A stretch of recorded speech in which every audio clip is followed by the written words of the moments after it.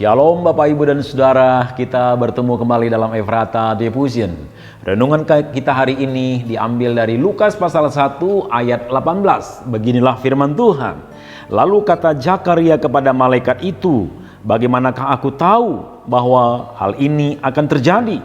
Sebab aku sudah tua dan istriku sudah lanjut usianya.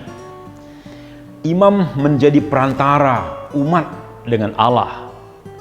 Dia bertugas mempersembahkan korban-korban bakaran untuk mendamaikan umat dengan Allah. Seorang imam pasti tahu bahwa Allah adalah Allah yang penuh kasih.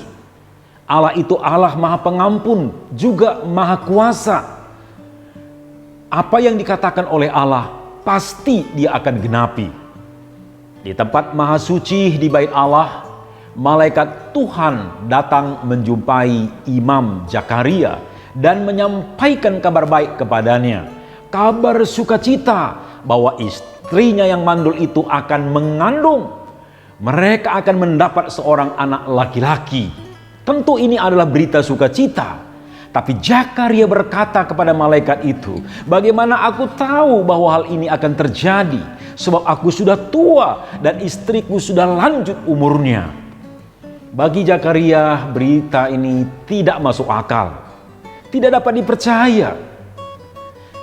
Zakaria menyampaikan alasan mengapa hal itu tidak masuk akal atau tidak bisa dipercayai. Dia sudah tua, istrinya Elizabeth mandul, juga sudah lanjut usianya. Dalam hal ini kita lihat bahwa iman daripada Zakaria berfokus kepada keadaan. Dia berfokus kepada istrinya dan tidak fokus kepada siapa yang menyampaikan berita itu. Yang menyampaikan berita itu adalah malaikat yang diutus oleh Allah. Malaikat itu harus memperkenalkan diri kepada Zakaria bahwa berita itu benar-benar terjadi, pasti digenapi. Malaikat itu berkata, "Akulah Gabriel yang melayani Allah, dan aku telah diutus untuk berbicara dengan engkau dan untuk menyampaikan kabar baik ini kepadamu." Tapi sang imam tetap tidak percaya. Dia tidak meyakini apa yang disampaikan oleh malaikat itu. Dia berkata dalam hatinya, hal itu tidak mungkin, tidak masuk akal. Sang imam pun harus menerima ganjaran karena ketidakpercayaannya. Dia bisu dan tidak dapat berbicara lebih kurang 9 bulan sampai anak itu lahir atau berita itu digenapi. Mengapa Tuhan membuat dia bisu atau tidak dapat berbicara?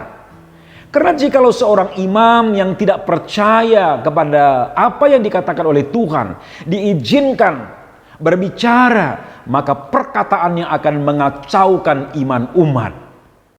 Imam saja tidak percaya kepada apa yang dikatakan oleh Allah. Bagaimana dengan umat? Mereka akan ikut-ikutan tidak percaya. Imam harus memberikan contoh dalam mempercayai perkataan yang disampaikan oleh Allah atau malaikat. Daripada Imam Zakaria banyak membicarakan ketidakpercayaan, lebih baik dia dibuat bisu, tidak dapat berbicara. Orang yang tidak percaya kalau banyak berbicara akan menggoyahkan iman, apalagi seorang imam. Ada kalanya seseorang lebih baik diam daripada banyak bicara, karena sekali dia berbicara rusak semua. Pesan rohani bagi kita pada masa Advent ini, fokuslah kepada Allah. Jangan fokus kepada kelemahan kita. Jangan fokus kepada keadaan.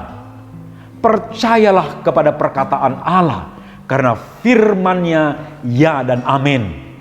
Dia akan menggenapi apa yang Dia firmankan. Berpeganglah teguh kepada firman Tuhan sampai Kristus datang kedua kali.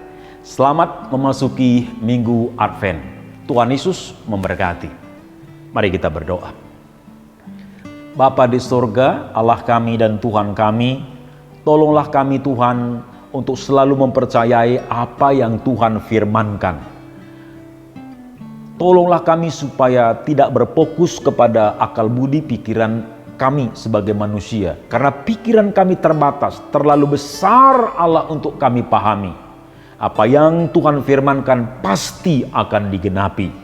Bapa di surga, hamba berdoa untuk anakmu yang sedang mendengar Efrata Devotion ini. Buatlah hatinya percaya kepada Allah, buatlah hatinya percaya kepada firman Allah. Dan biarlah dia mengalami kuasa firman dalam kehidupannya. Dia mengalami mujizat ketika dia mempercayai dan berpegang kepada firman Allah. Berkati kehidupannya, berkati keluarganya, berkati usaha dan pekerjaannya. Ini doa hambamu. Dalam nama Tuhan Yesus kami berdoa.